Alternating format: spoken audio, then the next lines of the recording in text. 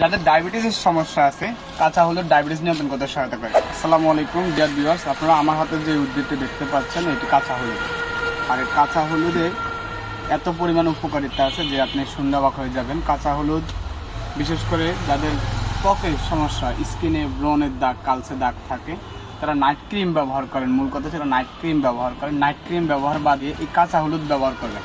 কাঁচা হলুদ আপনি শিলপাটা বেটে আপনার মুখে ব্যবহার করবেন সপ্তাহে 3 দিন। আপনার মুখে কোনো ধরনের কালচে দাগ বা ব্রণের দাগ এগুলো কিচ্ছু থাকবে না।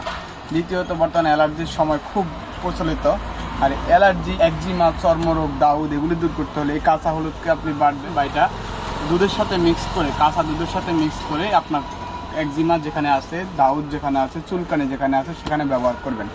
আপনার একজিমা, দাউদ, চুলকানি দূর করতে হলে কাঁচা হলুদ খুবই উপকারী। আর এই কাঁচা হলুদে অ্যান্টিঅক্সিডেন্ট স্যালিমেন্টের গুণগুলি থাকার কারণে এটি রোগ প্রতিরোধ ক্ষমতা বাড়াতে সহায়তা করে, এটি হজম সহায়ক বৃদ্ধি করতে সহায়তা করে।